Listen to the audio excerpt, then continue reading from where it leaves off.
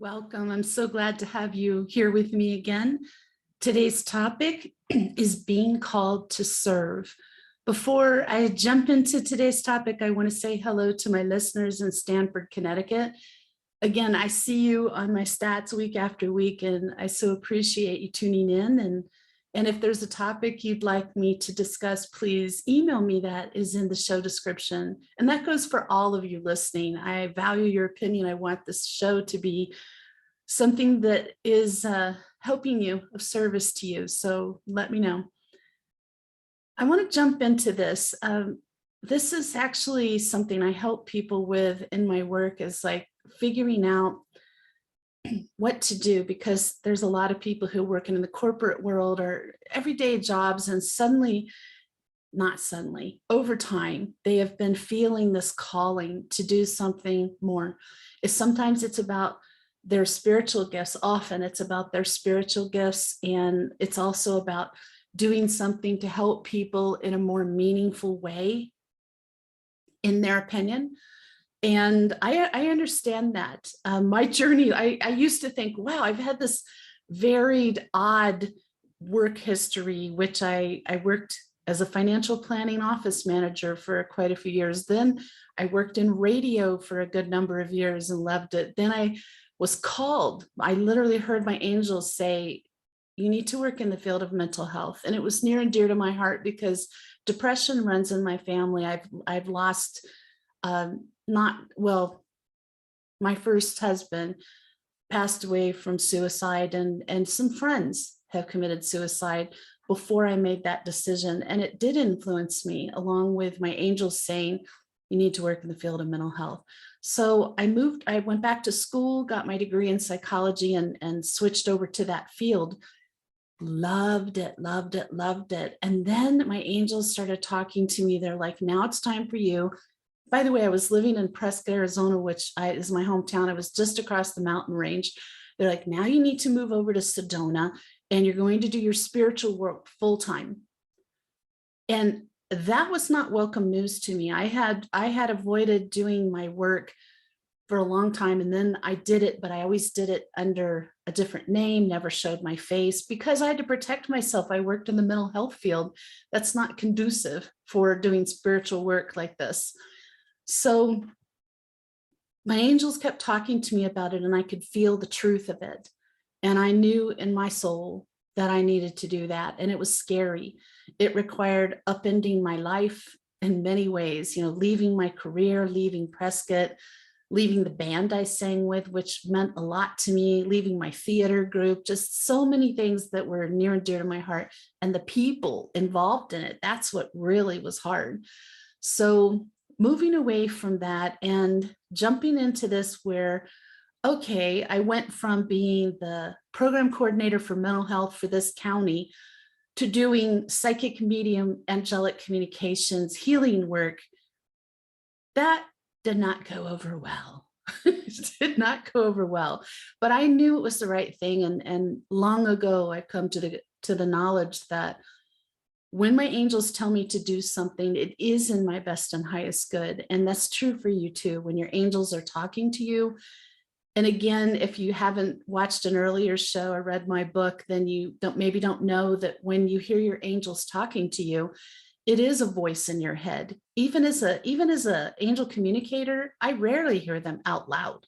I do sometimes, but most of the time it's in your head, like a thought, only it will be out of context, or words that you didn't come up with, words that make you go, where did that come from? Or why am I thinking that now? Those are the two big things people tell me.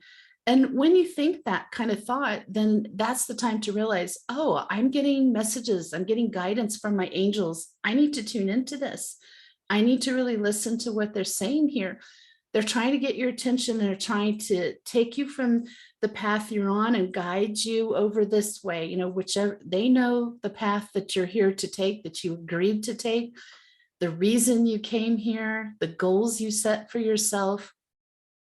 And so when they start guiding you towards that, the best thing you can do is try to step out of fear and just trust that your angels have your back.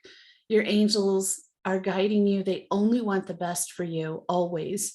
And they will never steer you wrong. Sometimes I've had angels steer me in some very interesting directions that I could not understand. But over time, like it unfolded, I just kept doing what they told me to do. And over time, I could see how I was helping people in a very deep, meaningful way. And then I understood why. Sometimes they will direct you to serve in ways that you would have never thought of. And it's because there's a lot of people who will not use the normal channels to get help. And so, yes, there's a lot of people who originally come to me because they see on my website my background in mental health, and they either have mental health issues, they have family with mental health issues, and they need help. They need some guidance and help. And I end up being their slash, counselor, advocate, psychic, angel communicator, all of these things, because they don't want to go see, or they haven't had good experiences with traditional mental health experience. So the angels knew that this was going to happen. And I was very sad when they said I had to leave the field of mental health, because I was very passionate about my work. Everything I've done, I've been passionate about, but especially that work. I loved the clients. I really loved the work. I could see the difference it was making, and it just really fed my soul. But I could not have anticipated how much mental health work I would continue to do in my current spiritual work. And now, I've begun doing life coaching, and that's just another way of helping people, guiding them and sorting things and helping them get their life on track together, and help them create the life they want. So I'm telling you all these different things because I don't want you to think it's all about becoming a spiritual worker, because it's not. There are so many people who are called to serve, and it could be in ways such as becoming a counselor, a nurse, a doctor, a paramedic, an EMT, firefighter, a police officer. The list goes on and on and on. You are serving people, working for nonprofits, anything that's just directly helping people in a powerful way. That's your calling. That's your calling.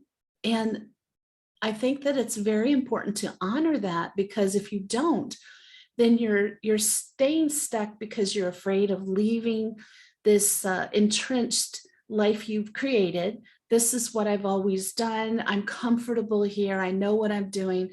I don't know what's on the other side of that decision, but that's okay. Being afraid, being nervous, not sure what's there is not a reason to not follow your calling. So for some of you, and I think I'm not alone in this. I was one of those people.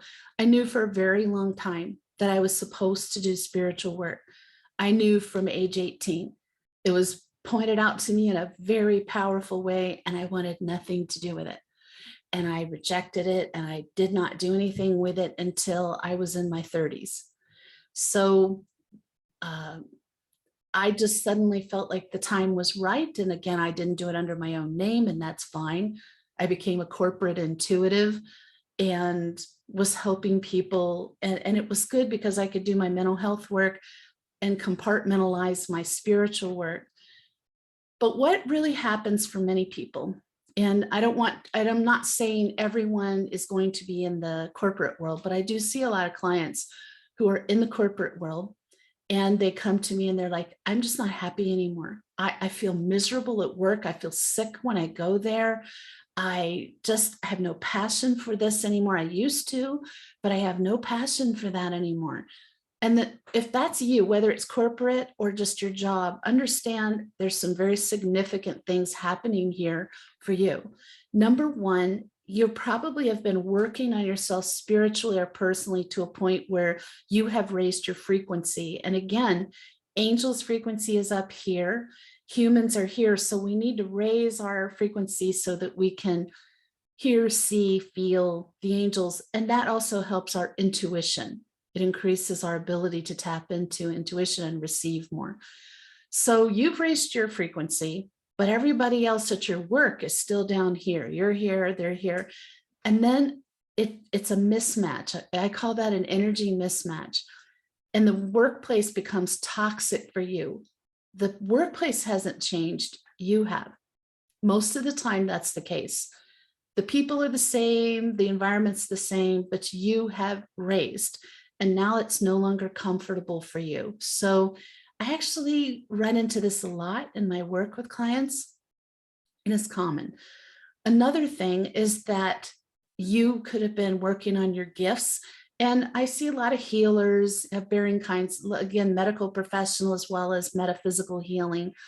It could be you're working on spirit, angel communications, psychic skills, mediumship, empath ability. There's many different directions you can take your spiritual gifts.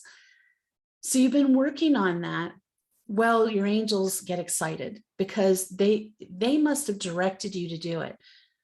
God knows what your path is. God knows the gifts he's given you in this lifetime. And your angels want to be sure that you make use of them in the way it was intended. And if there's any way they can get you to do that, they're going to.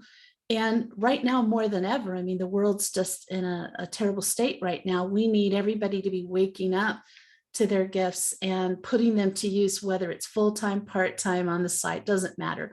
And doing what you can to help mankind.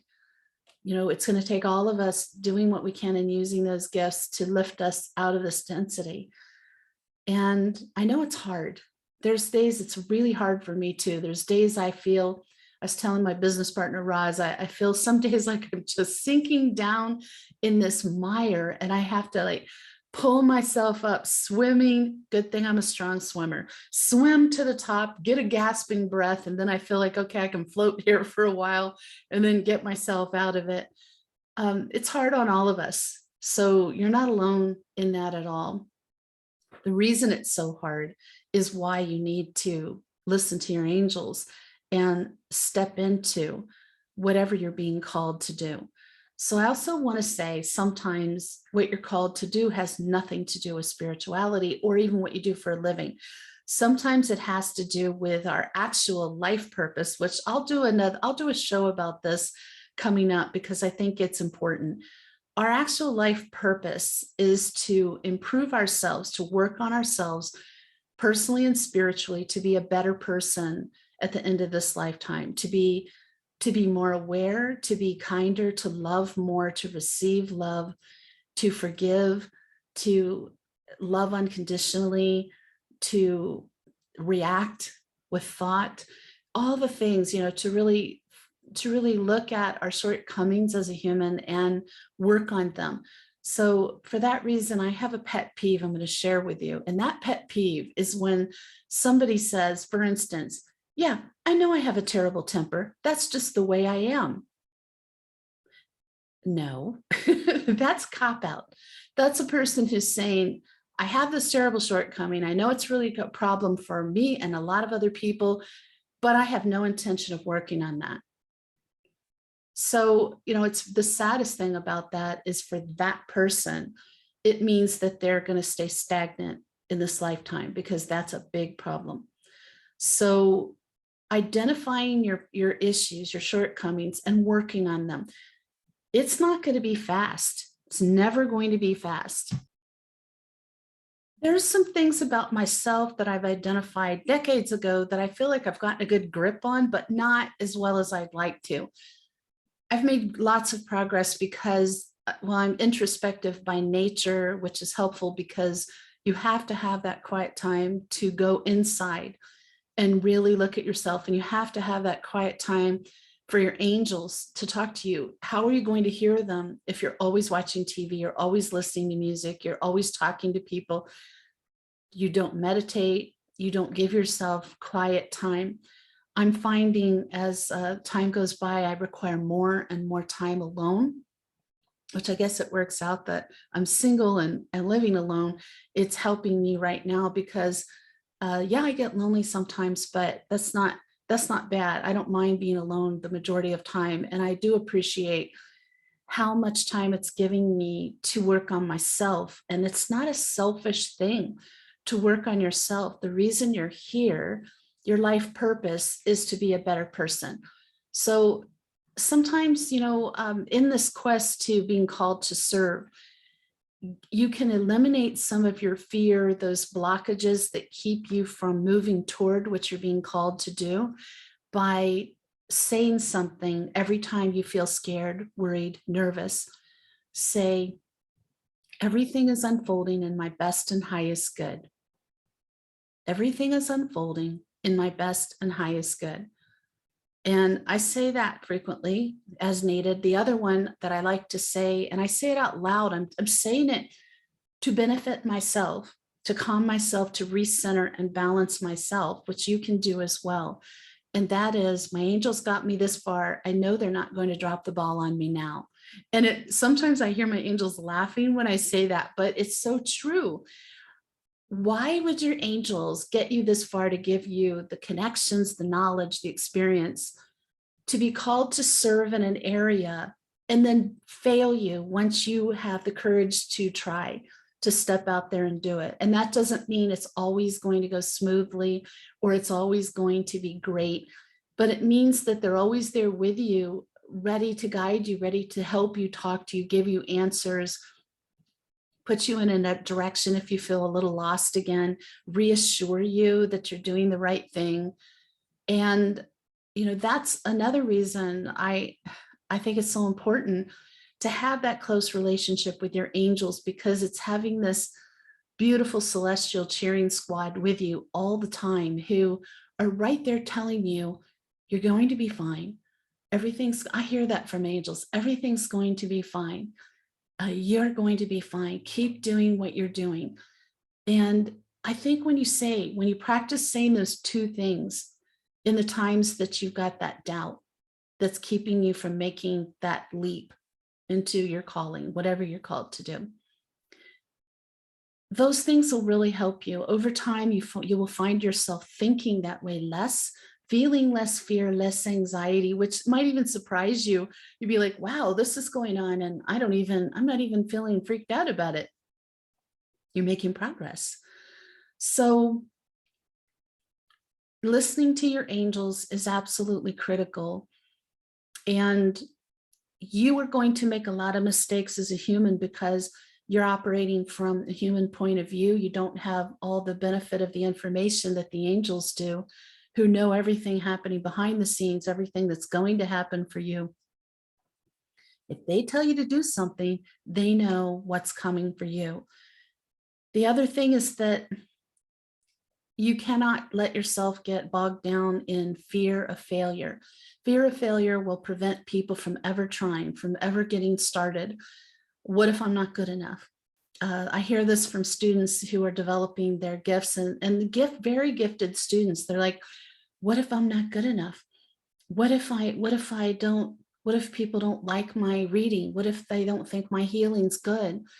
What if I'm not able to make it? Well, nothing makes you feel more confident in your gifts, your spiritual gifts, no matter what they are, than practice and getting feedback from people that you practice with. Because when you hear positive things from people, that will help you. I've mentioned this before. I'm going to say it again. When I was a student with Suzanne Wilson for mediumship, and she really helped me a lot with that, both with angels and with spirit. I had private lessons with her for a year. And it was very interesting because I found out even more about my angels than I had known, communicating and seeing them through my whole lifetime. It was more like a focused time. That was a very important time for me that year because, number one, it saved my life. I was just going downhill fast, and it just gave me something to look forward to. And it gave me the confidence because she said, Ivory, go out and do 4 or 5 practice readings with people and let me know. That was an assignment. So I did like 45 practice readings. Why did I do so many? Because I still didn't feel confident. I still didn't feel like I could charge money or feel confident that people would be happy with their readings. And it wasn't about, she could tell me I was ready, and she did. You're ready. I didn't feel ready. So if you don't feel ready, no matter what your gift is, do more of it, do more practice with it for free. And then start asking people for some sort of little gift as an energy exchange. Well, you can give me a book or a CD or a candle or some small token, because that starts conditioning you that you're going to be okay to take money for your gift. Everyone else in the world, mathematicians get paid to do their gift. Coders get paid to do their gift. Artists get paid. Why shouldn't you get paid? So that's a fallacy, this belief that you're supposed to give away your gift. You have bills to pay. You're living in a human world. Here's another thing. I don't want to forget to talk about this, because I think it's another reason that people are hesitant to listen to their calling to serve. And that is that afraid to fail, and the security, the need for security. I have a real strong need for financial security.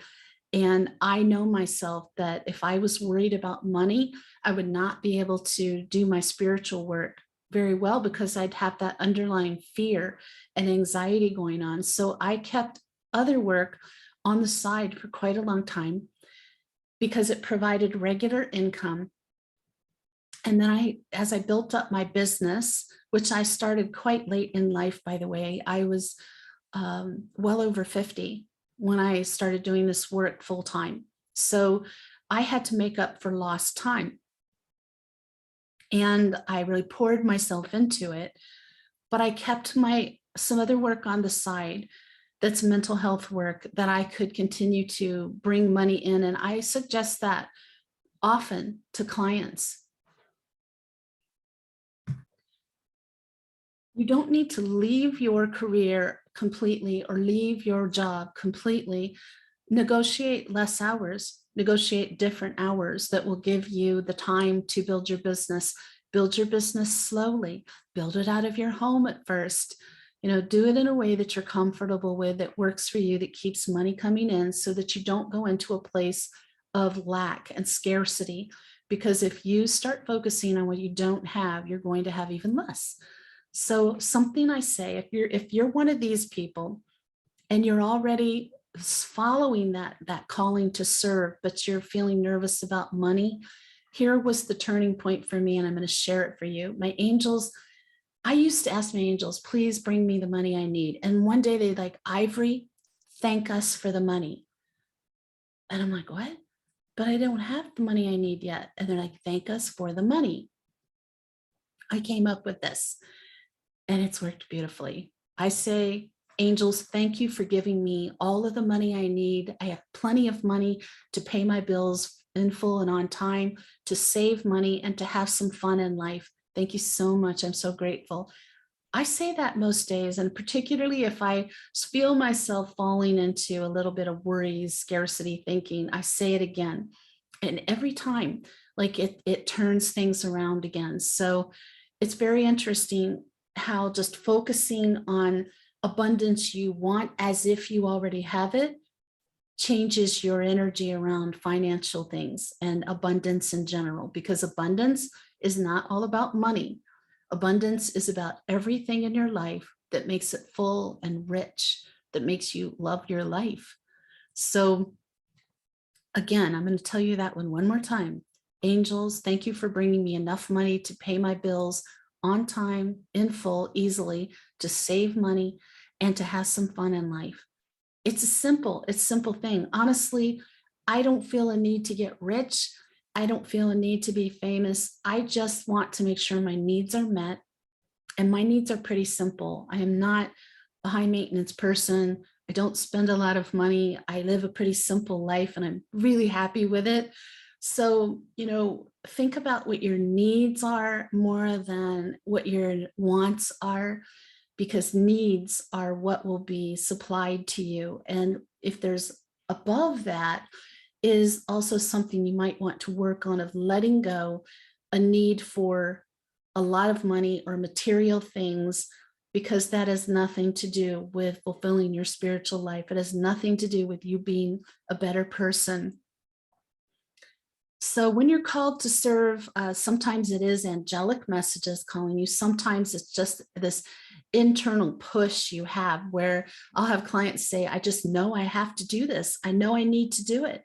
And they're not hearing messages in their head. They're just feeling it from within. And maybe God is putting that in your heart. Maybe God is telling you internally. But I think it's actually really an awakening of who you are as a higher form and why you're really here. And when you have your awakening, it's like nothing will stop you. For decades, I knew I was supposed to do spiritual work. I pushed it away. I did it on the side.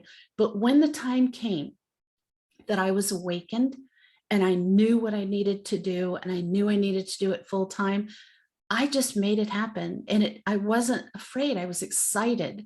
I was a little nervous, but it's very hard to separate anxiety and excitement. So keep that in mind. If you think you're really nervous, you're probably mostly excited. And tell yourself that I'm so excited to start this new adventure.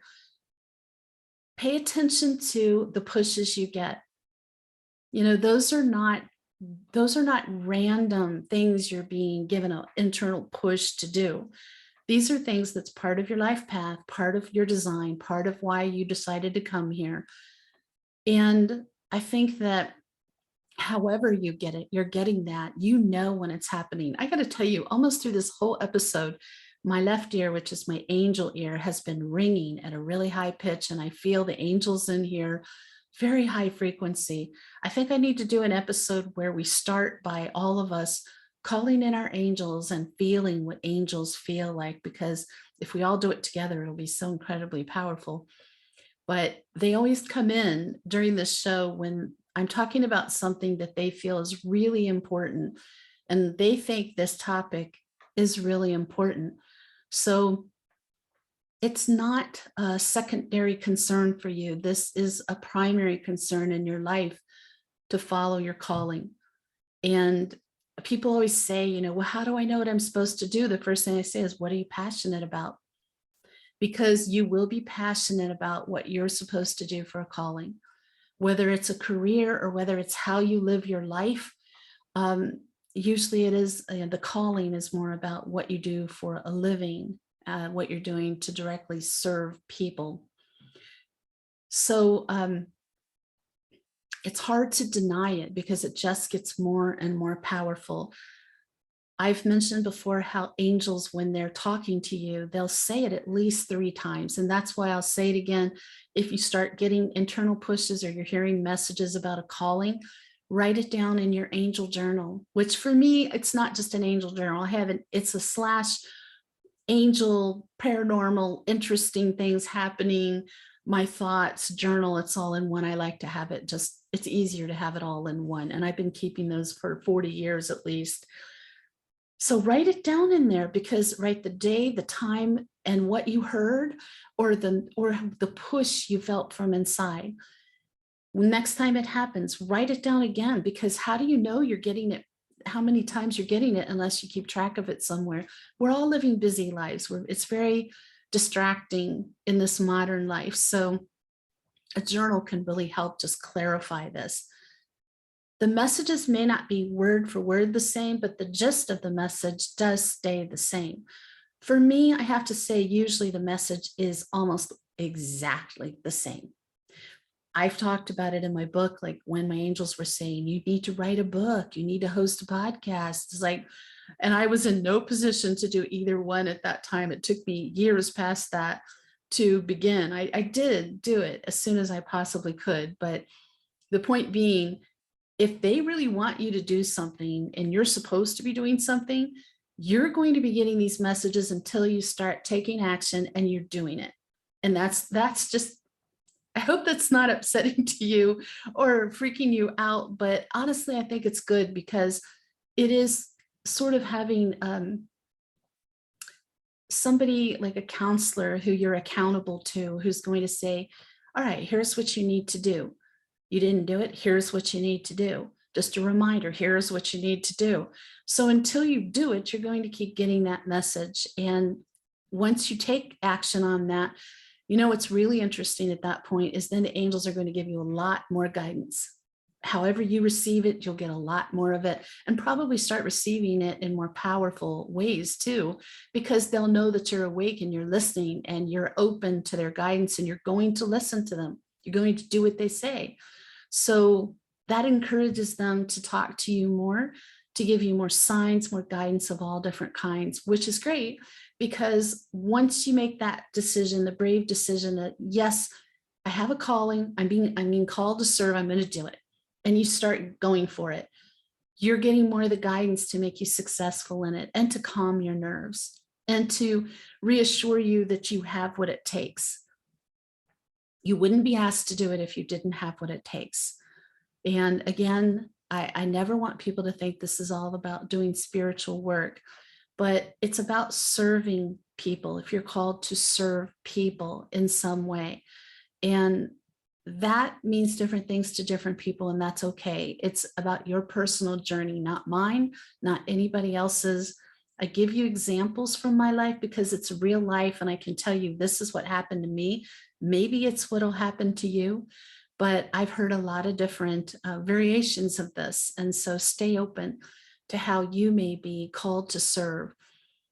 And if you have questions about that, I'm available. Contact me through my website, which is on the show description. I'm so glad you could tune in today. And I really hope that it's helped you either solidify your decision to follow that calling to serve, or help you understand what's happening for you if you're not ready to make that move yet.